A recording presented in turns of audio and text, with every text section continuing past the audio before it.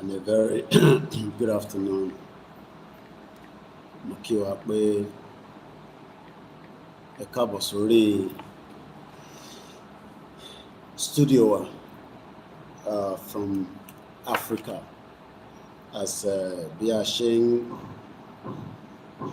polongo tí à ń ṣe kíni tí a dẹ̀ ń múra sílẹ̀ tí a dẹ̀ ń bẹ Ọlọ́run pé gbogbo àkígbà tó bá máa jẹ́ tí kò ní pẹ́ k'Ọlọ́run kó fún wa ní ẹ̀mí tí a lè fi darapọ̀ mọ́ ìyẹn gbogbo iṣẹ́ tí à ń bẹ Ọlọ́run fún pé kílẹ̀ Yorùbá kó lè dá dúró.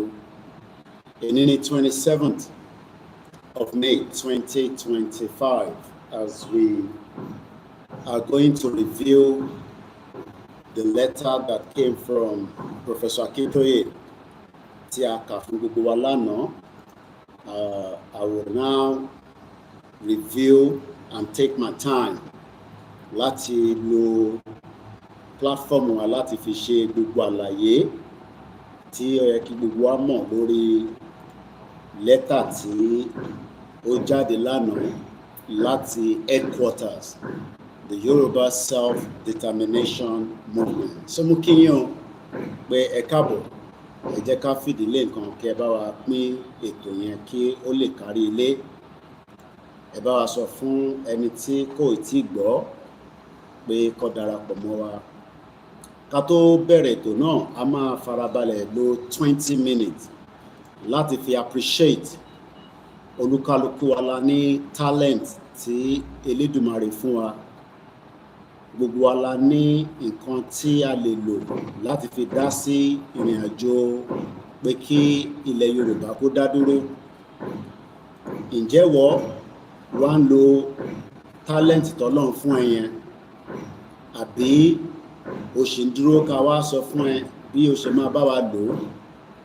Mo kíyà wa tí a máa gbọ́ ohùn wọn nísìn tí wọ́n bá wa wọnú studio láti tún fi in tí Ọlọ́run fún àwọn láti jẹ́ kí a lè fi polongo Yorùbá nation, Odùduwà nation, èyí tí à ń tẹ̀ síwájú lórí pé kí ìran ọmọ aládé kó dá dúró gẹ́gẹ́ bí orílẹ̀-èdè.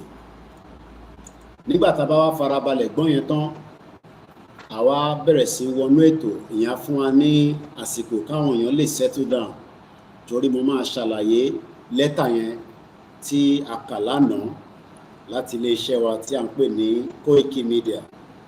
A máa review lẹ́tà yẹn, a farabalẹ̀.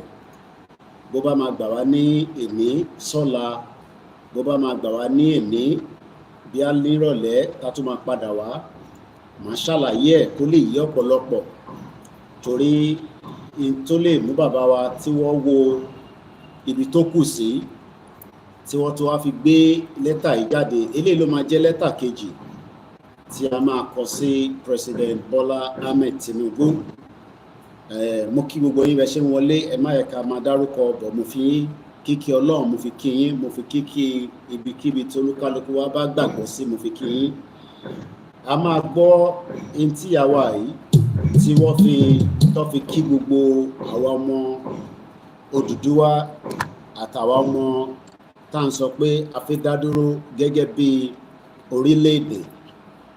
Lẹ́ẹ̀kan sí, gbogbo wa la ní talent. I am using my talent. Ìwọ náà gbọ́dọ̀ lo talent tí o bá ní.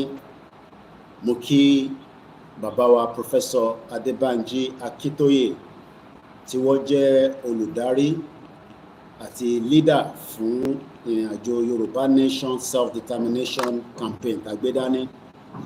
So bí ṣe sọ, ẹ jẹ́ ká kọ́kọ́ gbọ́ 20 minutes ká fi ṣe ìdúpẹ́ fún ìyá wa yìí, torí pé a fún wọn lówó, a dẹ̀ rán wọn níṣẹ́, torí pé ẹ̀yin náà máa ń bi wá pé ta ló rán wọn níṣẹ́, ẹ rán mi níṣẹ́. Kò dẹ̀ sẹ́ni tí mo fẹ́ wá jábọ̀ fún ju pé kí ìwọ náà ṣiṣẹ́ tí o bá lè ṣe kí ìrìn àjò yìí kó lè fìdílẹ̀ lérí. Gbogbo ẹni tí ẹ bá wá sọ pé wọ́n ò gbọ́ níbì kan àbí nǹkan kan ṣe wọ́n, responsibility ti ẹnìyẹn kò ń ṣe responsibility tèmi. Ìyá tó wọnú studio, mo bẹ̀ wọ́n níṣẹ́, bàbá Akintoye ò bẹ̀ wọ́n níṣẹ́, àmọ́ wọ́n ti láǹfààní àti bá olóyè Ìgbòho sọ̀rọ̀ tí mo dúpẹ́ lọ́wọ́ olóyè. Màá jẹ́ kí wọ́n rí bàbá Akintoye náà bá sọ̀rọ̀ kí wọ́n lè dúpẹ́ fún wọn, nítorí pé iṣẹ́ takuntakun lára iṣẹ́ náà ni àwọn náà gbé dání. Wá tí a bá ń ṣe yẹn, ẹ lè fìyẹn máa bá wa pín ètò, kẹkànlẹ̀kùn, kẹ lọ pa àwọn èèyàn wọlé.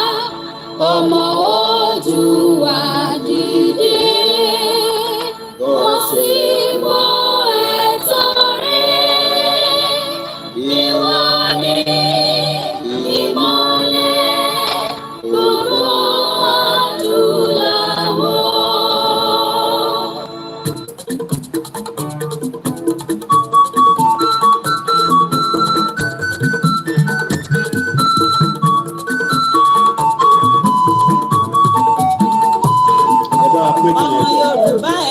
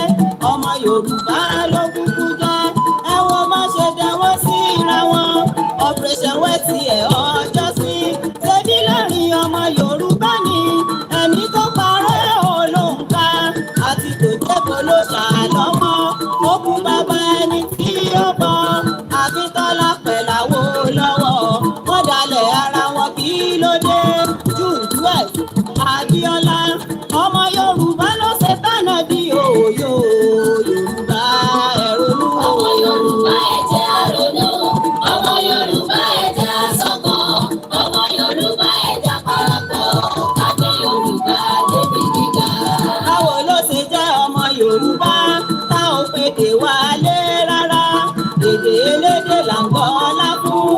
Èdè wa ò báyìí níbi kankan. Ẹ bá wá sẹ́ lọ sọ́fíìsì kan. Tẹ bọ́mọ Yorùbá níbẹ̀. Tó fi gbogbo ẹ̀kẹ́ bùlà sójú. Bẹ́ẹ̀ sọ Yorùbá sí ìjà. Haúsá bá pàdé Haúsá. Sanúkù ti yanjú ohun gbogbo. Bẹ́ẹ̀ ni tàwọn ọmọ yán mi rírí.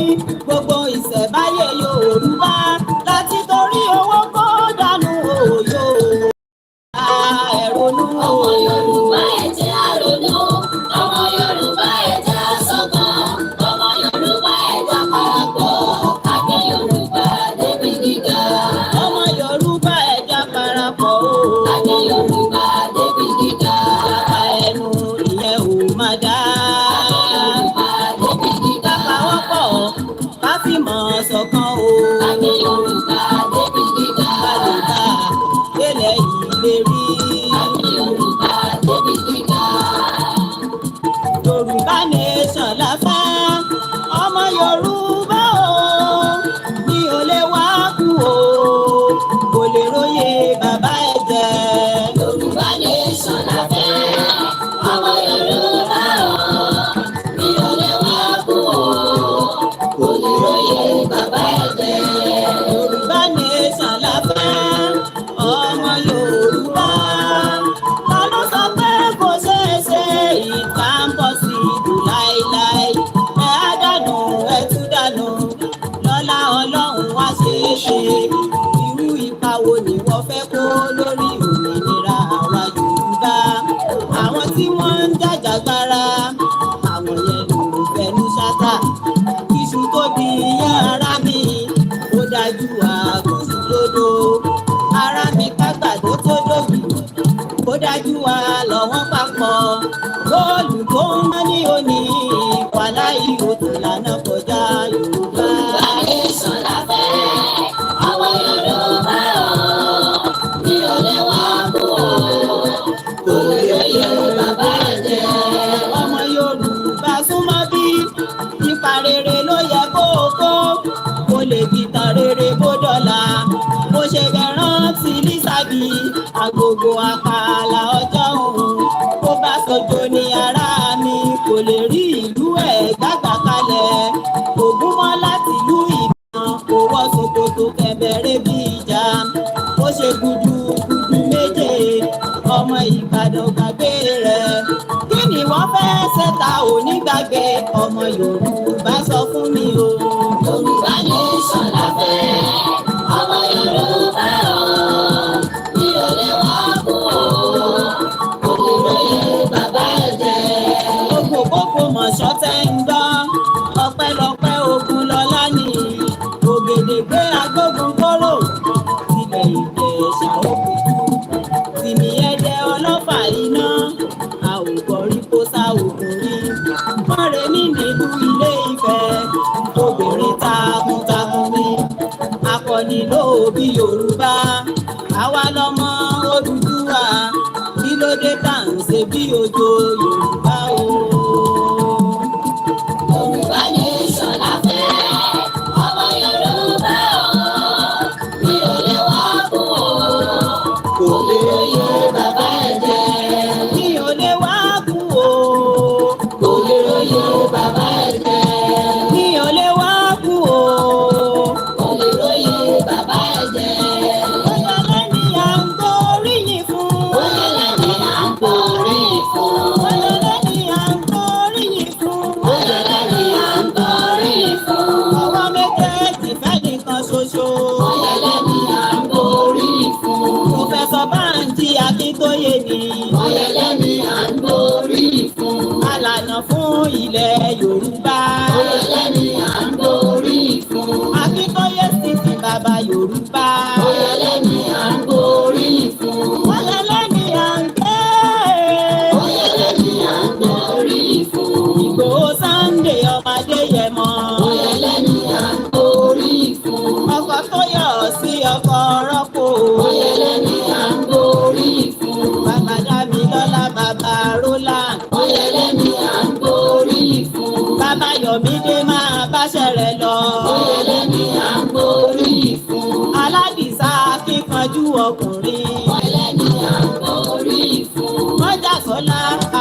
mọ́ tìrí. Ọ̀yẹ̀lẹ̀ ni à ń borí fún. Èèyàn kan ṣoṣo bí ẹgbẹ̀rún èèyàn. Ọ̀yẹ̀lẹ̀ ni à ń borí fún. Ọmọdé yẹmọ arógun má sojo. Ọ̀yẹ̀lẹ̀ ni à ń borí fún. Ọ̀yẹ̀lẹ̀ ni à ń gbé. Ọ̀yẹ̀lẹ̀ ni à ń borí fún. Koikimedia máa báṣẹ́ rẹ̀ lọ. Ọ̀yẹ̀lẹ̀ ni à ń borí fún. Ọláyọmí kò fowó ṣayé. Ọ̀yẹ̀lẹ̀ ni à ń borí fún. Ọlákúnlé kò fọlá sọ̀rọ̀. Ọ̀yẹ̀lẹ̀ ni à ń borí fún. Koikimedia ìlú lọ́dọ̀ ni. Ọ̀yẹ̀lẹ̀ ni à ń borí fún. Ọmọ alájà káwa kálítù. Ọ̀yẹ̀lẹ̀ ni à ń borí fún. Ọmọ wọn ní ìlú Jẹ̀bú Òde. Ọ̀yẹ̀lẹ̀ ni à ń borí fún. Ìyípọ̀tẹ̀ Ìjẹ̀bú Òde.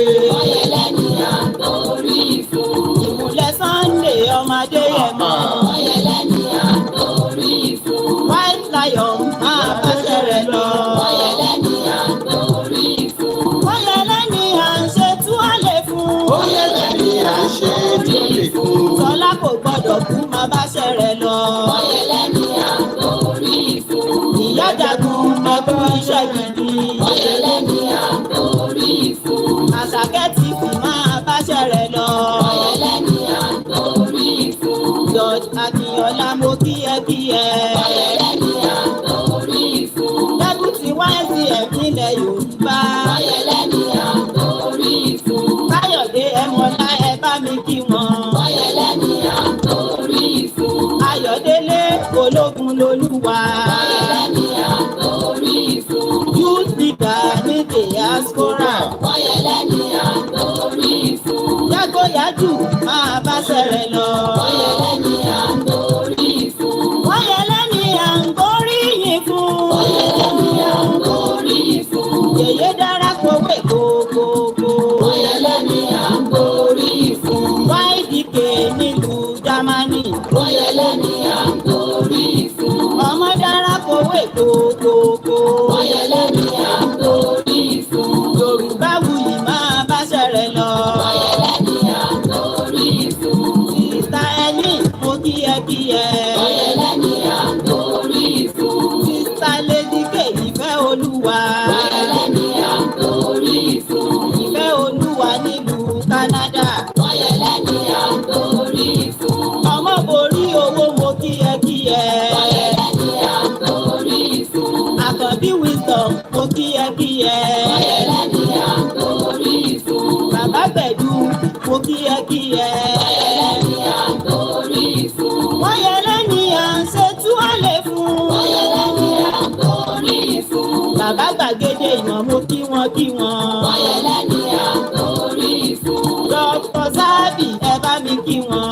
Ọ̀yẹ̀lẹ̀ ni à ń borí fún. Ọmọ Lúkà akíkanjú ogun.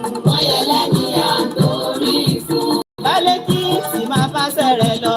Ọ̀yẹ̀lẹ̀ ni à ń borí fún. Asbi ẹ bá mi kí wọn. Ọ̀yẹ̀lẹ̀ ni à ń borí fún. Ẹgbẹ́ mẹ́gàràjì nílùú Amẹ́ríkà. Ọ̀yẹ̀lẹ̀ ni à ń borí fún. Yorùbá World Media ẹ bá mi kí wọn. Ọ̀yẹ̀lẹ̀ ni à ń borí fún. Kọ́mítì YSDM ẹ bá mi kí wọn. Ọ̀yẹ̀lẹ̀ ni à ń borí fún. Májẹ̀mú àṣeyọrí ẹ kú iṣẹ́. Ọ̀yẹ̀lẹ̀ ni à ń borí fún. Yèyé dára gùnkù ẹ bá mi kí wọn. Ọ̀yẹ̀lẹ̀ ni à ń borí fún. Ṣàìdì ire ẹ bá mi kí wọn. Ọ̀yẹ̀lẹ̀ ni à ń borí fún. Àlùmọ̀rúfù mo kí ẹ kí ẹ. Ọ̀yẹ̀lẹ̀ ni à ń borí fún. Ọ̀yẹ̀lẹ̀ ni à ń ṣe túwálé fún. Ọ̀yẹ̀lẹ̀ ni à ń borí fún. Àní Ọ̀yẹ̀lẹ̀ ni à ń gbóríyìn fún. Ọ̀yẹ̀lẹ̀ ni à ń borí fún. Ọwọ́ méjèèjì fẹ́ nìkan ṣoṣo. Ọ̀yẹ̀lẹ̀ ni à ń borí fún. Ọwọ́ méjèèjì fáwọn aṣíwájú. Ọ̀yẹ̀lẹ̀ ni à ń borí fún. Yorùbá ni mí, Yorùbá ni mí, èmi ò ní kọ́lá fèdè kéde o. Yorùbá ni mí. Èmi kọ́lá fèdè kéde o. Yorùbá ni mí. Èdè Ìgbò ó wà lọ́tọ̀ o. Yorùbá ni mí. Èdè Yorùbá ó wà lọ́tọ̀ o. Yorùbá ni mí. Kò ní dá káwá múrù ẹ̀ kú.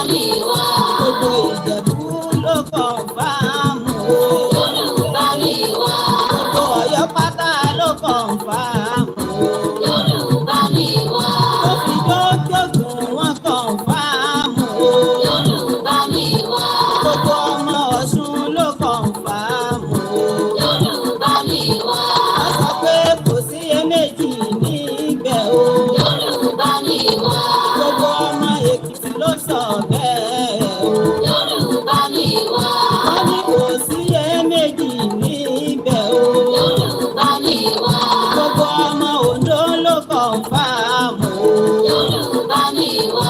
Títí lọ́dọ̀ rẹ̀ wọ́n kàn fáàmù. Yorùbá ni wá. Òkìtì pupa wọ́n kàn fáàmù. Yorùbá ni wá. Gbogbo ìgbọ́kọ̀dá ló sọ bẹ́ẹ̀ o. Yorùbá ni wá. Gbogbo ọmọ Kwara ló sọ bẹ́ẹ̀ o. Yorùbá ni wá. Ìgbónà pátá ló kàn fáàmù. Yorùbá ni wá. Ọ̀lọ́ pátá wọn kàn fáàmù. Yorùbá ni wá. Tó fi dé Jẹ̀bà wọn kàn fáàmù. Yorùbá ni wá. Gbogbo Kogi kan ló kàn fáàmù. Yorùbá ni wá. Látòkun lọ dé Ìyára o. Yorùbá ni wá. Mọ́ṣáláù Yorùbá ni wá. Yorùbá ni mí, èmi ò ní kọ́lá fèdè kéde o. Yorùbá ni wá. Èmi ò ní kọ́lá fèdè kéde o. Yorùbá ni wá. Ọba Adéyẹyè Ògúnwùsì. Yorùbá nìyí ẹni ìtàn Ọ̀ọ̀ni Ilé Ifẹ̀. Yorùbá nìyí ẹ̀yin ò ní kọ́lá fèdè kéde o. Yorùbá ni Aláàfin Ọ̀yọ́ ọba Bímbọ́lá. Yorùbá ní ẹ̀yin oníkọ́lá fèdè kéde o. Yorùbá ni Ọba Adétòkunbọ̀ Tẹ́jú Oṣó. Yorùbá nìyí ọba Solomon ní Bàrígà. Yorùbá nìyí ọba Abdulrasheed Adétóyè ṣe. Yorùbá nìyí ẹ̀yin oníkọ́lá fèdè kéde o. Yorùbá ni Ẹ̀yin oníkọ́lá fèdè kéde o. Yorùbá ni Ọ̀nà oníbodè tìlú Ìgbò.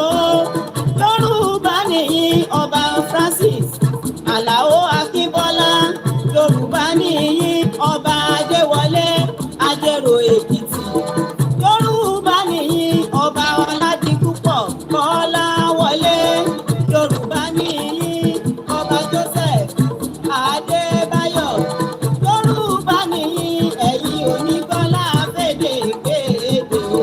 Yorùbá ni Ọba Johnson Fọlọ́runṣọ́. Yorùbá nìyí ọba Moses Akínwándé. Yorùbá nìyí o ẹ̀yin oníkọ́lá fèdè kéde o. Yorùbá ni Ẹ̀yin oníkọ́lá fèdè kéde o. Yorùbá ni Yorùbá ni mí, Yorùbá ni mí o, èmi oníkọ́lá fèdè kéde o. Yorùbá ni Èmi oníkọ́lá fèdè kéde. tó bá yẹ pé ìyá yìí bẹ̀rẹ̀ sí ní kawara nísìnyí, ẹ̀yin kan máa ní wọ́n ti mákẹ́tì Yorùbá nation àbí. Instead ká wá kí làwa náà máa add value sí nǹkan tá a gbé dání. Ọ ti ń ṣe rúbà o, ṣé ọ fẹ́ fi kówó jẹ ni? Ìyá tó lọ ṣorin yìí nísìn, ṣé kò ń ṣe pé Kóìkì lọ́wọ́ ìyá yìí dáadáa o, ṣé kò ń ṣe kó máa lọ fi mákẹ́tì ó máa bẹ̀rẹ̀ sí gbowó lórí ẹ o. We're terrible people. Wọ́n ti kówó jẹ, gbogbo owó Yorùbá nation wọ́n ti kó jẹ, wọ́n ti ra wọ́kítọ́kì, wọ́n ti ra ilẹ̀, wọ́n ti ra mọ́tò, wọ́n ti kọ́lé gan nínú ẹ̀. Àwa ò dẹ̀ tí rí nǹkan kan gbà, kí ló dé? Ó ṣe jẹ́ yìí nìkan ni. Instead ká wá kí la máa add into the movement kó lè jẹ́ kí iṣẹ́ bàbá Akíntóyè àti Ìgbòho kó lè tètè rí àṣeyọrí. Àwa fẹ́ drag ẹ̀ wálẹ̀. Ẹ̀mẹ́ta ni mo bá ìyá yìí sọ̀rọ̀, mo mọ̀ wọ́n rí, kódà ìpínlẹ̀ tó wà gan mo ò béèrè, torí tó bá ti ń béèrè pé ọmọ state wo nìyẹn, ó fẹ́ kan ṣe nìyẹn. Kóìkì ó ṣe jẹ́ pé wọ́n ló wà lẹ́kìtì, ìwọ kan náà ló wà lọ́ṣun, èyí tóun náà máa fi replicate the same thing tó máa jẹ́ kí kíní yẹn kó gbòòrò. Kóìkì wọ nìkan ló rí níbí báyìí, ìwọ náà lọ tún rí níbẹ̀ yẹn. Instead of us to replicate a lot of things,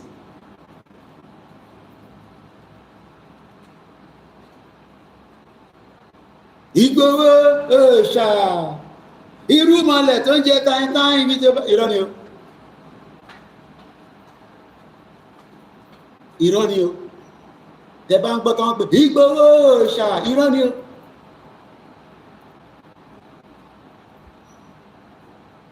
Bàbá ọ̀ràn mi sí fẹ́lẹ̀ èèyàn olóyè Ìgbòho but mo kàn fẹ́ sọ kí ẹ kàn lè mọ irú pain tí bàbá yẹn go through. Mo ní fún yín ní the full picture. Ṣé fáànì yẹn ṣé kò pọ̀? Ṣé ń gbọ́ mi? Torí tá bá ti wọnú ètò èmi ò máa gbọ́ àgbọ́ yín kó lu fóònù ẹ mọ́lẹ̀ kó gba kó tètè ya gbọ́ ẹ kó lè gbọ́ nǹkan tí mo fẹ́ sọ. Bàbá Akintoye sọ fún wa pé ìdí wa máa gbóná a máa ṣiṣẹ́ ká tó débi tá à ń lọ. Ẹlòmíì àwọn àjókòó báyìí Yorùbá nation bá ní rálì yẹn máa dé Koiki. Rálì yẹn ti ń pẹ́ kò ṣe kankan kò ṣe ní tinú but ó kàn ń béèrè pé báwo ni rálì máa dé. Instead of us to continue to mobilize and prepare, mo kẹ́yìn èèyàn tẹ́ wà lórí ìjókòó àgbọ́yé ti wà fẹ́yìn tẹ́ ń gbọ́ wa ṣe láwọn tá àgbọ́yé ò tí ì sí fún yẹn tá bá ń sọ̀rọ̀ báyìí kò ń ṣèwọ ni mò ń attack ó ti dé mo sọ fún yín pọ́nmọ yẹn kò ń ṣọmọlúàbí ṣe rí bó ṣe ń bá wa sọ̀rọ̀ ó jọra ẹ̀ lójú kí ni mo fẹ́ jọra mi lójú fún ìwọ kọ́ là ń bá sọ̀rọ̀ èyí kọ́ là ń bá ṣe rí àwọn tí sórí bọ́ǹbù tó yìn l'Àbújá lánàá èèyàn mélòó ló gbọ́ pé wọ́n yin bọ́ǹbù l'Àbújá lánàá ẹ bá mi fi sí comment section mo rí ẹ tí bá dárúkọ èèyàn kan ní sèwọ́n ẹ̀ ìyẹn ló máa ń kí tó bá ti wọlé ó ní àwọn tó máa ń fún lówó nìyẹn kò tẹ̀ ń kí àwa ta wà nílé nígbà táwọn ò lówó lọ́wọ́.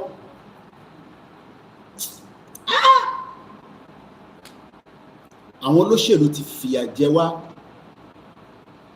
Mo ní nígbà tí mo polóyè ní Germany lánàá tèmi àti wọn tá sọ̀rọ̀ ó ní coordinator mo ní bá mi o mo ní mi náà wá òkè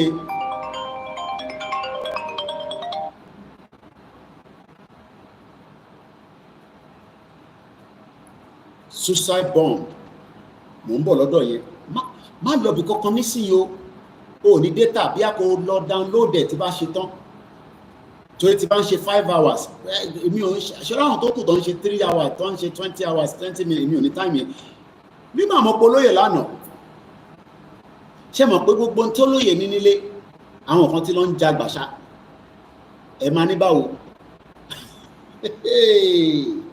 kábíyèsí Elédùmarè Ìgbòho òòṣà Ọlọ́run jẹ́ ká tètè kúrò ní exile o àṣìgbà tí mo ń ṣe program nídàájí àná tí mo ní ẹni tó wà ní exile kò lè monitor nǹkan tó ní nílé àṣemọ̀tẹ̀ tí mọ̀ pé nǹkan tútù ṣẹlẹ̀ lára àwọn property bàbá wa Ìgbòho òòṣà wọ́n dẹ̀ ti lọ change orúkọ wọ́n ti gbórúkọ ẹlòmíì lé lórí wọ́n dẹ̀ ti tà.